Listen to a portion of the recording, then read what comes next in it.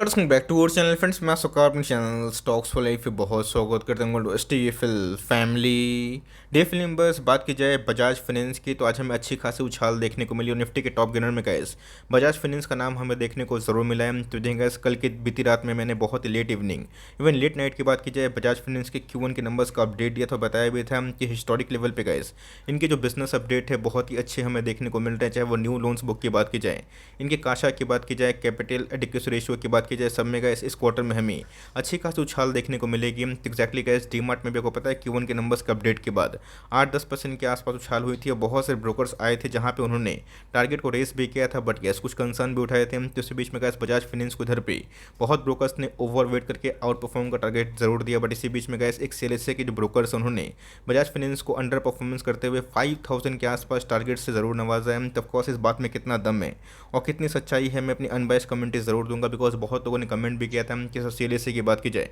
वो हमेशा बजाज फाइनेंस को लेकर बेयरिश ही हो रहे हैं। तो मेरा इधर पे क्या व्यू है, आने वाले कल में कौन कौन सी प्राइस मूवमेंट आपको बजाज फाइनेंस के शेयर्स में देखने को मिल सकती है, फटाफट मैं अपनी अनबायस कमेंट्री ज़रूर डिस्कस करूंगा। चैनल फर्स्ट टाइम होंगे सब्सक्राइब कर सकते हैं इस तरह क्वालिटी कंटेंट को सबसे पहले एक्सेस करने के लिए। Now without dealing any for time let's begin. सबसे पहले ब्रोकर्स अगर आउट परफॉर्मेंस टारगेट दे रहे हैं फिर अंडर परफॉर्मेंस का उसको भूल जाइए। सबसे पहले गाइस मैंने आपको हमेशा से एक मंत्र सिखाने की कोशिश की कि मार्केट में सेल्स नहीं तो प्रॉफिट नहीं, प्रॉफिट नहीं तो फंडामेंटल नहीं, इस फॉर्मूला को अप्लाई करें। मार्केट में आपको ने देखा कि ऐसे बहुत सारे ब्रोकर्स थे। जब मार्केट में क्रैश आया था 2020 में तो बजाज फाइनेंस को 1500-1200 के आसपास टारगेट्स दिए थे।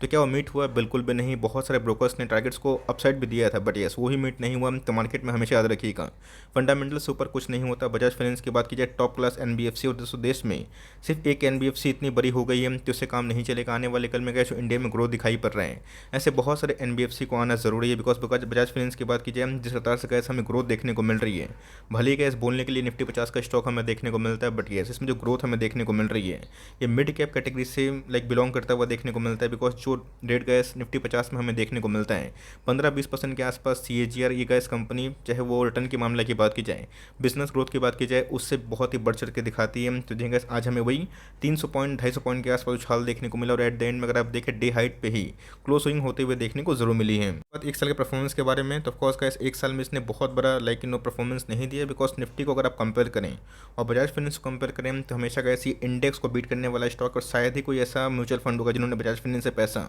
नहीं डाला होगा। तो जगह एक साल के परफॉर्मेंस के बारे में डिस्कस करें, 4% का डाउन तो जरूर है, बट हमें देखना है कि मार्केट कंडीशन कैसे देखने को मिल रहे हैं। को साफ साफ बताया है कि हमें क्या जो डेटास हैं उस पर फोकस करना है। कंपनी ग्रोथ करेगी तो भूल जाइए कि प्राइस में क्या अप्स एंड डाउन्स आ रहा है, लॉन्ग टर्म में वो अच्छा ही करेगी। बिकॉज इसके पहले का सब 70% डाउन था तो बहुत सारे ब्रोकर्स की कमेंट्री उस समय बहुत ही नेगेटिव थी, बट मैंने क्या बताया कि मार्केट का इस डेटा पे चलता है।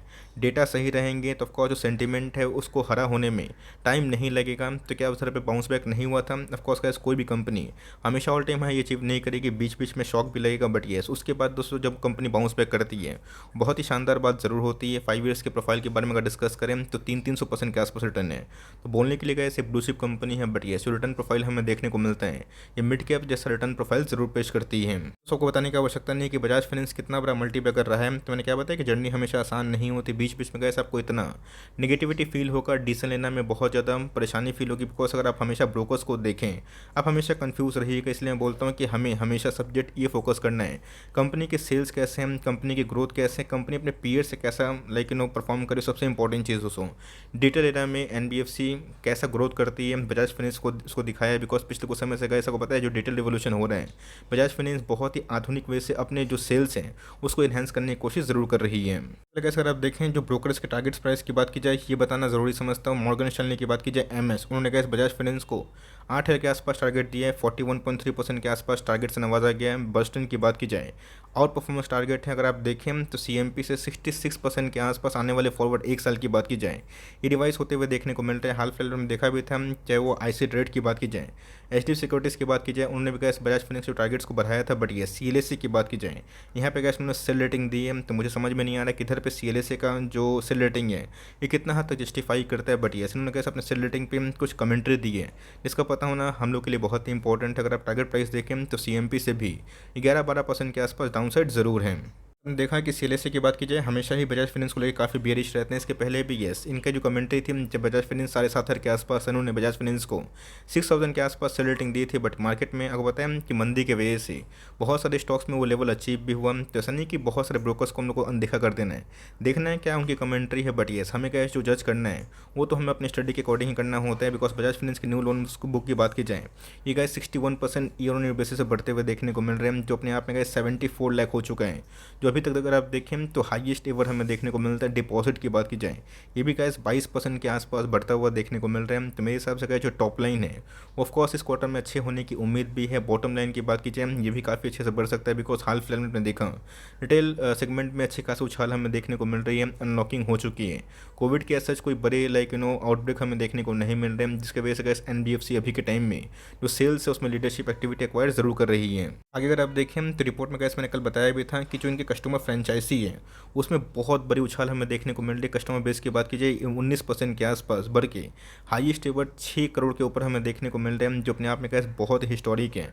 और गैस आपको पता है कि हर एक एनबीएफसी का एक एयूएम हमें देखने को मिलता है, जिसको हम बोलते हैं एसेट अंडर मैनेजमेंट, जो गैस इस क्वार्टर में अगर आप देखें 2 लाख करोड़ से ऊपर हमें बढ़ता हुआ देखने को मिल रहा है। जो एक साल पहले की बात की जाए 1.56 लाख करोड़ के आसपास हमें देखने को मिलता था। रही बात दोस्तों इनकी लिक्विडिटी पोजीशन की, ये भी गैस इस क्वार्टर में काफ़ी बढ़ चढ़ के 11,500 करोड़ के आसपास सरप्लस देखने को ज़रूर मिल रहे हैं। कुछ ऐसे पता है कि डेटा पे ही मार्केट चलता है, तो ऑफकोर्स जो डेटा का इन्होंने पब्लिश किया था मार्केट ने थम्स डाउन नहीं किया, थम्स अप ही किया। रही बात बर्नस्टीन की, तो उनको ऐसा लगता है कि जो हेल्दी परफॉर्मेंस बजाज फाइनेंस दे रही है और जो उनके बैलेंस शीट हमें देखने को मिलते हैं ये फ्लैग्ड हमें देखने को मिलते हैं। मैंने क्या आपको समझाने की कोशिश की है दोस्तों, जो ये डिटेल एरा हमें देखने को मिल रहा है, आपने देखा कि बहुत जो टेक्नोलॉजी का यूज़ करके आईटी से भी बजाज फाइनेंस अपने कस्टमर को फिल्टर कर रहे हैं, टारगेट्स कर रहे हैं, जहाँ पे लोन बुक्स उनके काफ़ी अच्छे से बढ़ते हुए देखने को जरूर मिल चुके हैं। तो ऑफकोर्स ये पुराना कोई बजाज फाइनेंस नहीं है दोस्तों, यह है तो पुराना बजाज फाइनेंस, लेकिन जिस रफ्तार से ग्रोथ कर रही है और जिस रफ्तार से आने वाले कल में हमें मोमेंटम देखने को मिल रहे हैं, ये पूरा दोस्तों इस टेक्नोलॉजी को अडेप्ट करके लॉन्ग टर्म में गैस अपने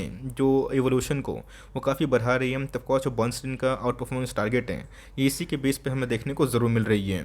एलएसए की बात की जाए, उन्होंने कहा 5,000 के आसपास टारगेट दिया। उनको ऐसा लगता है कि जो डाउन साइड है ये पॉसिबल इसलिए बिकॉज वैल्यूएशन अभी के टाइम में काफ़ी महंगे हमें देखने को मिल रहा है। जो ग्रोथ है as compare to pre pandemic level ये उस रफ्तार से नहीं बढ़ रहे हैं। तब कोर्स गैस आपको समझ में आना चाहिए कि मार्केट में लिक्विडिटी का अभी के टाइम में कितना क्रंच हमें देखने को मिल रहा है, और धीरे धीरे गैस कोविड पेंडेमिक के बाद रिकवरी होने में समय की आवश्यकता होती है। रातों रात अगर आप सोचेंगे कि बजाज फाइनेंस 30,000 का, 20,000 का, 50,000 का स्टॉक हो जाए तो ऐसा होने वाला नहीं है। बिकॉज मार्केट्स में काफ़ी अप्स एंड डाउन्स होंगे। तब कॉस गैस ये उनकी कमेंट्री, बट येस मैं इससे सहमत नहीं हूँ। होने वाले कल में गैस कुछ भी हो सकता है, ये रिलवर्क के 5,000 क्या उससे भी नीचे आ सकता है। बट मेरे हिसाब से जो नंबर्स गैस कंपनी पोस्ट कर रही है ये बहुत ही अच्छी है। एक बैलेंस शीट गैस 7,000 करोड़ के आसपास होना, 1 बिलियन का होना, और एक मार्केट कैप में होना ज़मीन आसमान का फ़र्क होगा। इस ग्राउंड में जो भी काम करते हैं उनको समझ में आता है कि बिज़नेस अभी के टाइम में करना उतना भी आसान नहीं है। तो बजाज फाइनेंस ने क्या जो नंबर पेश किए मैं तो उससे काफ़ी खुश हूँ। लेकिन यस यहाँ पे क्या जो सी एल एस का टारगेट हमें देखने को मिल रहा है उनके अकॉर्डिंग आने वाले फॉरवर्ड एक साल की बात की जाए इसमें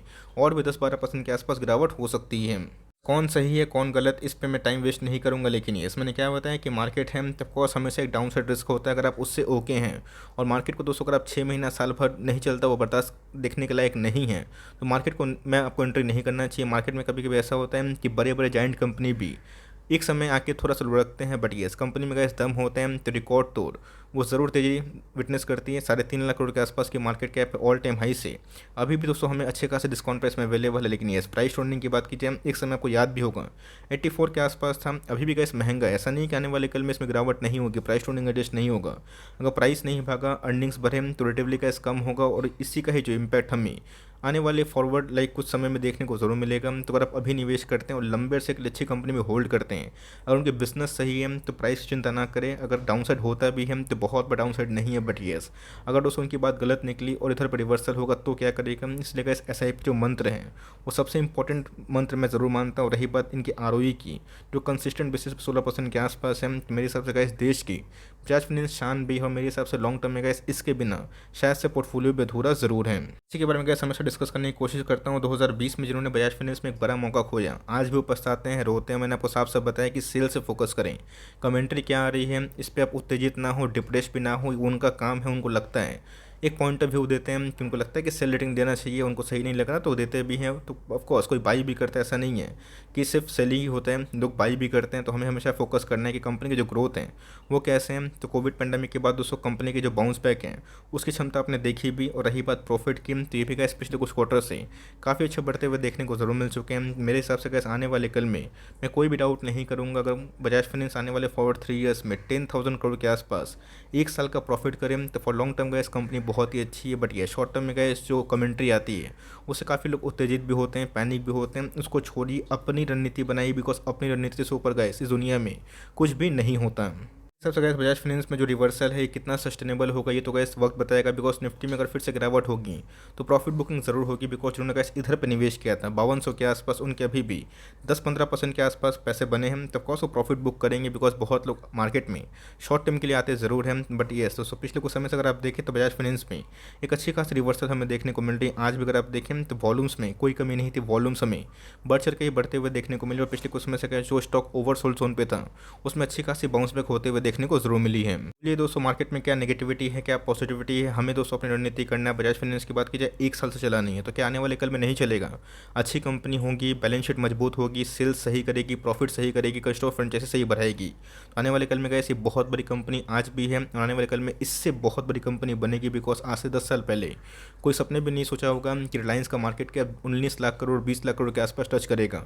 और आप देख लीजिएगा कंपनी में अगर अब दम रहेगा तो ऑफकोर्स लॉन्ग टर्म में एक रिवॉर्ड आपको ज़रूर मिलेगा। तो मेरे हिसाब से सबके पास अगर होल्डिंग पड़ी है तो होल्ड करें। अगर आपको निवेश करना है तो मेरी आपको सलाह यही होगी कि फिर से अगर एक गिर के 5500-5600 के आसपास आता है तो ऑफकोर्स धीरे धीरे उठाइए। बट ये अगर आप थोड़ा वेट करना चाहते हैं Q1 के नंबर्स के बाद निवेश करने का तो आप कर सकते हैं। बिकॉज नंबर्स के बाद हमने देखा है कि थोड़ी सी डाउन ट्रेंड देखने को मिलती है। बट कंपनी की बात की जाए इन्होंने कहा बड़े बड़े मंदी को सर्वाइव किया और उसके बाद ही पैसे बनाए। तो ऑफकोर्स मुझे इनके बैलेंस शीट में कोई भी खराबी दिखाई नहीं पड़ती। उनकी जो Q1 का बिजनेस अपडेट है मैं उससे काफ़ी सहमत हूँ। मुझे लगता है कि लॉन्ग टर्म में अगर आप अभी निवेश करते हैं और फॉरवर्ड 2 साल के लिए 3 साल के लिए हॉरिजन रखते हैं तो ऐसी कंपनी में आपको मुनाफा ज़रूर होगा। और निचले लेवल पर अगर आपको मिलता भी है तो इधर पर गैस आपको उठाने का एक बहुत बड़ा मौका बन सकता है। तो दोस्तों मैंने अपना अनबायस्ड कमेंट दिया।